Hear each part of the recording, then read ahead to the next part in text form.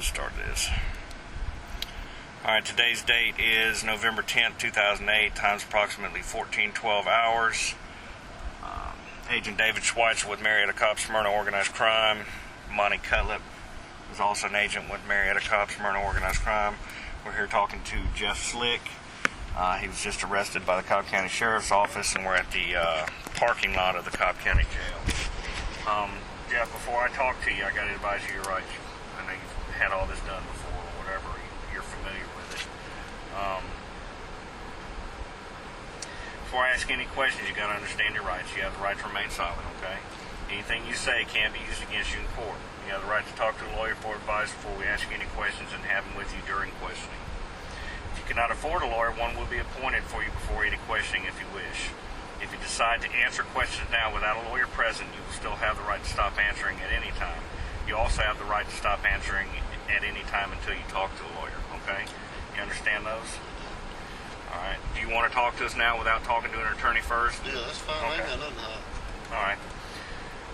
Your waiver of rights is, I've been read this statement of my rights and I understand what my rights are. I'm willing to make a statement and answer questions. I do not want a lawyer at this time. I understand and know what I'm doing. No promises or threats have been made to me, and no pressure or coercion of any kind has been used against me, okay? If you can, just initial there and just sign right there for me. Doesn't matter anywhere around there.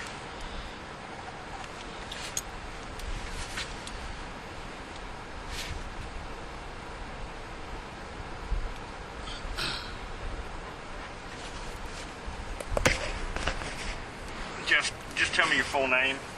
Jeffrey Thomas Slick. Okay. And where do you currently live? What's your address? 116 Wood Glen Court, Woodstock, Georgia, 30188. Okay. And you're working at, what's the name of the place? Navigator Dealer Group. Okay. I think, probably. What is your home phone number?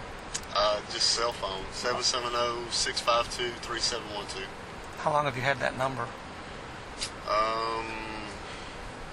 2 years, 3 years. Who's your service provider? Nextel. Sprint, I guess. Sprint. What I'm going to do is, I just want you to tell me about your relationship with Jeffrey, okay? You got to understand, I know they said they read the warrants to you, but this was a year-long investigation, okay? We ended up tapping Kim's and JB's phones for about 3 months. We listened to over 14,000 phone calls, several of which you were on, okay?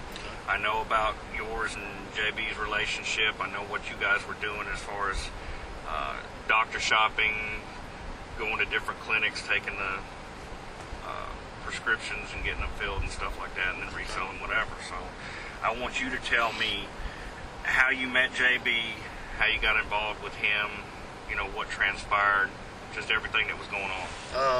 Well, basically, like I said, I was married to CJ, I still am married to CJ.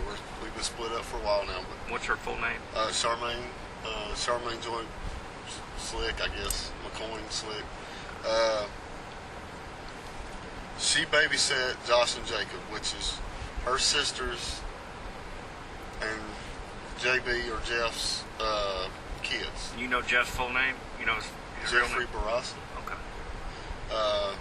So she watched Josh and Jacob every single day. Now, most of the time it was Renee that came and picked them up. I met Jeff prior to probably May of this year. I met Jeff once or twice when we had to go pick the boys up at his house or something like that, but that was the only really relations I ever had with him. Or he'd come to the house and pick them up and leave.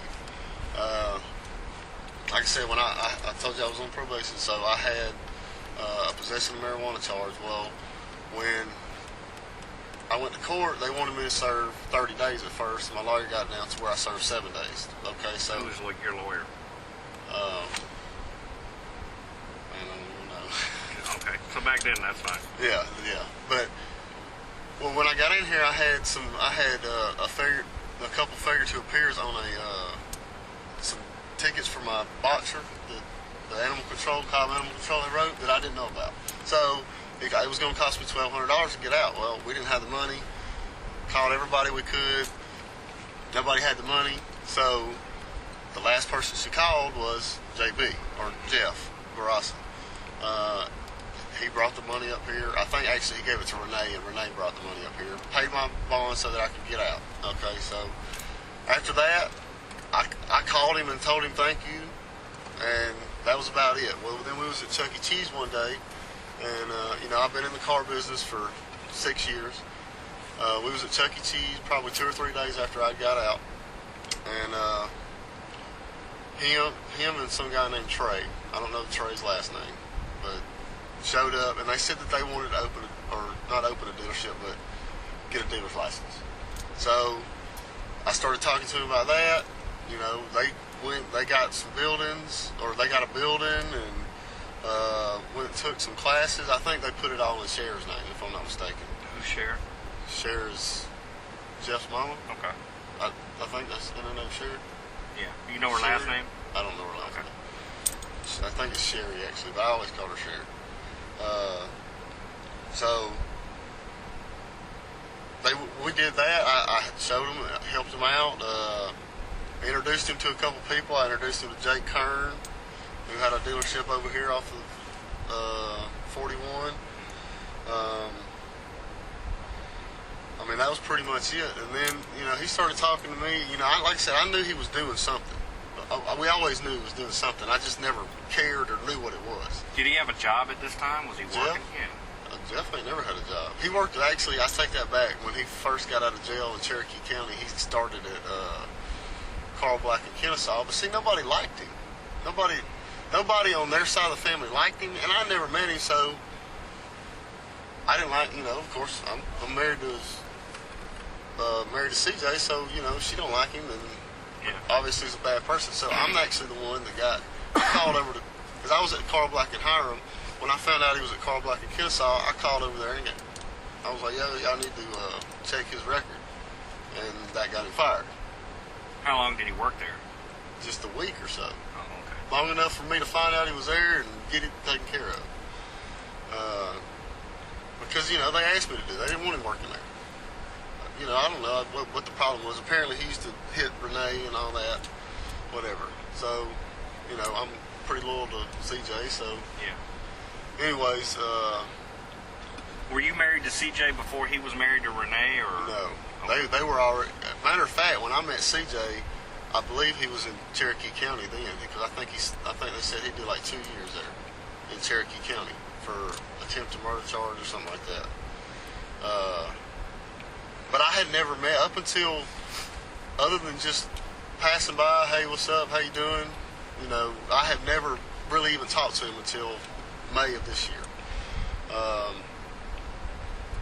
And then, like I said, he started asking me to do this. I knew he was getting Xanaxes from, he said Argentina. I didn't never believe that, but I knew I knew he was getting something. He always tried to get me to sell them for him. Never sold anything for him. Never sold anything for him. The only thing that I did that had anything relation to them is he called me up one day, and like I said, when I had been working for the last year up until a month ago. Me and CJ, she was working at Cowboys here and there, and he called me up, told me he would give me $500 if I would open a post office box. So I went out there and did it. Didn't know what it was for, didn't ask what it was Where'd for. you open a box up? Paulding County. Do you know which post office? I can show you. I don't know the address. It's the biggest one in Dallas. Okay. In Dallas. What name did you open it under? Under my name. It was opened under my name. When did you do that? Do you remember, roughly? July, maybe? Of this year? Yeah. Maybe. Right around that time. It was, like I said, we started talking in May about a dealership, and then it was like July, or 2 or 3 months later. It was around that time. All right, so you went in there and you opened a box. I went in there, all I did was open a box, and then after that, I gave him the keys, and that was the last I ever did anything with it. Did he pay you? Yeah, he gave me the money. How much? $500. So you never went to the post office and checked the box for anything? No, or? sir. Okay. Not at all. But from my understanding, Cher was the one that did all the checking. Why would you say that? Why would I say that? Yeah. Because that's what he told me. No, that's why I'm asking. Yeah, he says your understanding. How did you come to this understanding? He